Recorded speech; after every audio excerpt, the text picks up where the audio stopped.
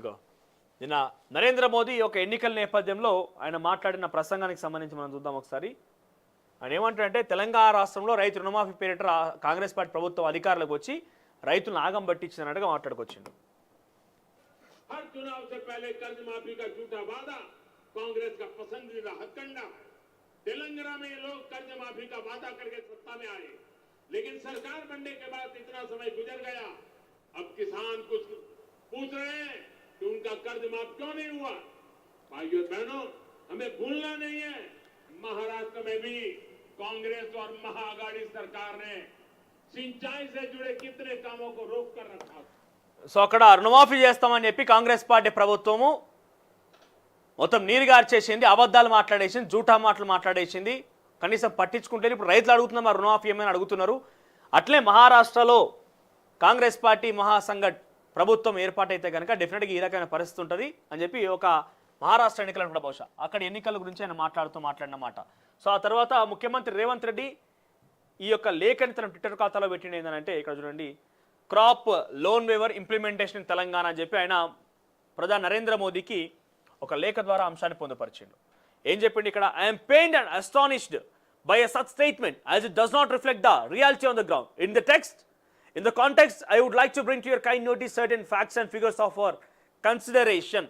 So మీ మాట తర్వాత చాలా ఇబ్బంది పడ్డా, నేను ఇట్లా మాట్లాడిందని చెప్పి ఆశ్చర్యపోయినా, కాకు మీకు వాస్తవాలు చెప్తా అని చెప్పి ఇక్కడ చెప్పింది. ఏంటంటే ఫస్ట్ ఫేజ్లో 18 తారీఖు నాడు జూలై 2024 రోజున 11,34,412 మందికి లోన్లు జమైనవి, వాళ్ళ ఖాతాలో రుణమాఫీ అయింది. దానికి 6,34 కోట్ల రూపాయలు ఖర్చు అయింది. ₹1,00,000 ఉన్నవారికి. తర్వాత 1,50,000 లోపు ఉన్న వారికి సెకండ్ ఫేజ్లో 30 తారీఖున అదే 12-10 రోజుల్లోనే మళ్ళా 6,40,000 మందికి అయితే దాంట్లో 6,190 కోట్లు ఖర్చు చేసినామని చెప్పి ఒక పూర్తి లెక్కను చూపించుకొచ్చింది. ఇక్కడ మొత్తం ఎంత ఇప్పటివరకు 17,869 కోట్ల రూపాయలు చెల్లించినామని చెప్పిండు. అంటే సుమారుగా అటు ఇటుగా 17,800 కోట్లు అని చెప్పినమాట. కానీ నెక్స్ట్ పోయి దీన్ని చూద్దాం కంటిన్యూషన్లో. దీంట్లో ఏముంటుంది చూడండి, ఇక్కడ the government has already planned for a budget of 26,000 crores for this scheme this year and is prepared to invest 31,000 crores to ensure that crop loan waivers for every eligible farmer in the state is addressed to comprehensively. అంటే 31,000 కోట్ల రూపాయలు రుణమాఫీ కోసం ఖర్చు చేయాల్సి ఉంది, మేము రెడీగా పెట్టుకున్నామని చెప్పి ముఖ్యమంత్రి రేవంత్ రెడ్డి తన రాష్ట్ర లేఖల్ని పొందుపరిచిండు. కానీ ఇప్పటివరకు ఇచ్చింది ఎంత, 17,800 కోట్లు. సరే 18,000 కోట్లు వేసుకున్నా, దీనికి కూడా 18,000 కోట్ల రూపాయలు వేసుకున్నా కూడా ఇంకెంత ఖర్చు చేయాలి, ఇంకా 13-14,000 కోట్ల రూపాయలు ఇంకా చెల్లించాల్సి ఉంది మీ మాటల ప్రకారంగానే. అది ఎవరికి ఎలిజిబుల్ ఉన్న వారికి 2 లక్షల లోపు వారికే. మరి అంటే మీరు ఇంకెంతమందికి చేయాలి, 13-14,000 కోట్లు చేయాలంటే ఇంకెంతమంది, ఎన్ని లక్షల మంది జనం ఉంటారు అక్కడ. మరి వీళ్ళ గురించి ప్రస్తావన ఏది ముఖ్యమంత్రి గారు, వీళ్ళ గురించి ఆన్సర్ ఏది? వ్యవసాయ శాఖ మంత్రి మాట్లాడితే ఏం మాట్లాడుతాడు ఆయనకి అర్థం కాదు. దగ్గర మాట మాట్లాడతాడు, ఇంకో దగ్గర ఇంకో మాట మాట్లాడుతాడు. దాటవేష ధోరణియా లేకుంటే చెప్పొద్దనే ఉద్దేశమా, ఏడబోతే జనం ఏడమైతే నాకేంది, జనం ఏడబోతే నాకేంది అనే ఒక దురహంకారమా, ఏందో అర్థమైతే లేదు. కానీ నేను ఎప్పుడో మాట మాట్లాడాడు కరెక్ట్గా. మీరున్నారంటే కనీసం రుణమాఫీ గురించి మాట్లాడిన దాఖలాలు లేవు. మీ ఆధారితంగా, మిలిటరీ ఆధారితంగా చూద్దాం, 31,000 కోట్ల రూపాయలు 2 లక్షల లోపు ఉన్న వారికి చెల్లించాల్సిన అవసరం ఉంది, మీరు ప్లాన్ చేసుకున్నామని చెప్పి ఆయన చెప్పింది లెటర్లా. 17,000 కోట్లు ఏమి ఇచ్చినాడు, సరే 18,000 కోట్లు వేసుకున్నా కూడా ఇంకా 13-14,000 కోట్ల రూపాయలు ఇంకా పూర్తిగా కంప్లీట్ అవ్వాలంటే ఇంకా బ్యాలెన్స్ ఉంటుంది. మరి ఏది మీ లెక్కలేది, దాని గురించి ప్రస్తావన ఏది? కుటుంబ సర్వే అన్నారు, ఏడు దాకా వచ్చింది కుటుంబ సర్వే? ఎంతమంది కుటుంబాన్ని మీరు నిర్ధారించి 2 లక్షల రుణమాఫీ నిర్ధారించారు, ఎన్ని కుటుంబాలు ఉన్నాయని చెప్పారు, రేషన్ కార్డులో ఉన్న పరిస్థితి ఏంది, క్షేత్రస్థాయి అధికారులు ఏం చేస్తున్నారు, అది అయిపోయిందా కాలేదా, ఇవన్నీ ఏమైనా లెక్కలు ఉన్నాయా? మీరు రైతు భరోసా గురించి క్వశ్చన్ మార్క్, రుణమాఫీ గురించి ఇంకా 14,000 కోట్లు అంటే సుమారుగా లక్షల్లో ఉంటుంది ఆ సంఖ్య, క్వశ్చన్ మార్క్. మరి ఒకరు చేసి ఒకరు చేయకపోతే అన్యాయమే కదా అది. మరి వీళ్ళకి సమాధానం ఎవరు చెప్పాలి? వీళ్ళు ఇప్పుడు పెద్ద ఎత్తున ఆందోళన చెందుతున్నారు, మరి రుణమాఫీ ఏమైనా అడుగుతున్నారు. నానా కారణాలు చెప్పి చేయకుండా కొంతమందికి వేసినాం, మీరే చెప్తారు, కొంతమందికి వేసినాం అన్నట్టుగా మీరే చెప్తారు. మీ సమాధానం అర్థమవుతున్నది. వెంటనే తక్షణమే మేము మొదట్లో చెప్పుకొచ్చినాం, యుద్ధ ప్రాతిపాదికన మీరు తీసుకున్న నిర్ణయానికి గాను వెంటనే కుటుంబ సర్వే పూర్తయిన తర్వాత వెంటనే చేస్తారని అనుకున్నాం. కానీ ఈరోజు ఆగస్టు 15 నుంచి మీరు మొదలు పెడితే దసరా వచ్చింది, ఈరోజు అక్టోబర్ 7 తారీఖు. మరి తొందర అవుతుందా అని అంటే మీరు మాట ఇచ్చిర్రు, అది ఆగస్టు 15 లోపు చేస్తాను మాట ఇచ్చిర్రు, అందరికీ చేస్తామన్నారు, ఎటువంటి బేషరతులు లేకుండా చేస్తామన్నారు.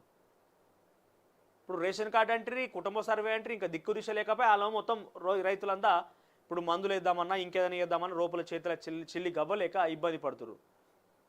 మెల్లో ఉన్న పుస్తల తాడ, భార్య మెల్లో ఉన్న పుస్తల తాడ తీసుకుపోయి కుదోబెట్టి వాటితో డబ్బులు తీసుకొచ్చి మళ్ళీ వ్యవసాయం చేయాల్సిన పరిస్థితి వచ్చింది. మరి అది వస్తుందా రాదో కూడా తెలియదు బయటికి ఆ బంగారు. ఎందుకంటే ఆ పంట రావాలి, చేతికి రావాలి, రూపాయి 2 రూపాయలు రావాలి, అప్పుడు అది తీసుకొచ్చేది. అది ఇప్పటికీ మీరు చూస్తే నమ్ముతారో నమ్మరో, ఏకంగా ఒక రైతు బిడ్డగా నేను చెప్తున్న మాట ఏంటంటే, మా నాన్న నిజంగా రైతు, ఆ మాట నేను చెప్తుంది ఏంటంటే 50 నుంచి 70% మంది మహిళల మెడలో పుస్తకాలు ఉండవు. కారణం ఏం తెలుసా? పసుపు తాట్లు వేసుకొని బతుకుతారు. తీసుకుపోవాలి వ్యవసాయం ప్రారంభం కాగానే నాటుకనో దానికోనో దీనికోనో పైసలు ఎక్కడ పడతాయని చెప్పి వెంటనే ప్రతి సంవత్సరం తీసుకుపోవాలి, చిట్ ఫండ్లో అక్కడ ఇక్కడ పెట్టాలి, డబ్బులు పట్టుకురావాలి, వ్యవసాయం చేసుకోవాలి. 50 నుంచి 70% పరిస్థితి వాళ్ళ ఇన్వెస్ట్మెంట్ అదే. రేపటి రోజు నా పుస్తకాలు వస్తే లేకుంటలేదు బయటికి. ఆ పంట చేతికి బయటకు వచ్చి హార్వెస్టింగ్ చేసినాక పంట మంచుకుని అమ్మితే ఆ పుస్తకాలు బయటకు వస్తే లేదంటలేదు. ఇట్లా అప్పు సప్పు చేసి నానా యాతన పడి ఇబ్బందులు పడి పంట సాగు చేస్తారు. తిప్పి కొడితే ఆ పంట మొత్తం అయిపోయిన తర్వాత పైసలు లెక్క పెడితే వాళ్ళకు రోజువారీ కూలి కూడా రాదు. వాళ్ళు 2 రోజులు కష్టపడితే రోజువారీ కూలి కూడా రాదు. ఆ కష్టం ఏంటి, ఎట్లా ఉంటుందని నిజంగా అనుభవించి చూసిన వాళ్ళకైతే తెలుస్తుంది. ఏదో బయట పేక మెడలు ఉండి ఏసీలో కూర్చుండి మనకు ఆ కష్టాలు తెలివాయి. ఆడికి పోయి వాళ్ళ ప్రత్యక్షంగా చూసి ఆ కుటుంబమో ఆ కథో ఆ కార్ఖానా తెలిస్తే అర్థమవుతుంది. 50 నుంచి 70% మంది మహిళల మెడలో ప్రతి 7 వర్షాకాలం ప్రారంభంగానే పుస్తలు, మెడల పుస్తలు, చెవుల కమ్మలు అన్నీ తీసుకుపోయి కుదోబెట్టేసి వాళ్ళు తీసుకొచ్చుకొని మళ్ళా పంట సాగు చేయాలి, రైతు వ్యవసాయం చేయాలి. అటువంటి సందర్భంలో ఎంత ఆసరా అవుతుంది తెలుసా? రుణమాఫీ అనే అంశము గత ప్రభుత్వాలు చేయలేకపోయినాయి పూర్తి స్థాయిలో. ఇప్పుడు మీరు చేస్తే మంచి పేరు అవుతుంది. మీరు కుటుంబ సర్వే అని అదో పని ఇదో పని అని చెప్పి ఆగం చేసి వాళ్ళను పూర్తిగా ఇంకా దీనస్థితిలోకి తీసుకుపోతున్నారు. ఎవరో బడాబాబులకి ఏదో ఇస్తాం, భూములు ఇస్తాం, జాగాలు ఇస్తాం మీకు అని చెప్పి వాడు కంపెనీలు పెట్టారు, అది పెట్టారు, ఇది పెట్టారు అంటున్నారు కదా. ఊర్లో ప్రభుత్వ భూములు ఉన్నాయి కదా, ఆ ప్రభుత్వ భూములు రైతులకు ఇస్తారు, మీరు సాగు చేసుకోవడానికి ఏమనంటే ఇయ్యరు. మీది ఎప్పుడైనా కూడా క్యాపిటలిస్టిక్ గవర్నమెంట్లే ఉంటాయి, పెట్టుబడిదారుల ప్రభుత్వాలే ఉంటాయి. ప్రజలని నిజంగా ఈ రకంగా సేవ చేద్దామని ఆలోచన వారిని కనీసం పట్టుకుంచుకున్న పాపాన కూడా పోరు. సో ముఖ్యమంత్రి రేవంత్ రెడ్డి స్వయానా మీ నోటి నుంచే ఇంత ఉందనేది మీరు ఇండైరెక్ట్గా చెప్పుకొచ్చారు కాబట్టి వెంటనే తక్షణమే మీ నుంచి విడుదల కావాలని కోరుకుంటున్నాం. ఎందుకంటే చాలా దీనావస్థలు రైతాంగం మొత్తం కూడా. ఇది వస్తే వాళ్ళకు చాలా పెద్ద రిలీఫ్ దొరుకుతుంది. ఇంకా 13-14 వేల కోట్ల రూపాయలు అంటే 1 లక్షల సంఖ్యలో ఉన్నాయి కుటుంబాలన్నీ కూడా.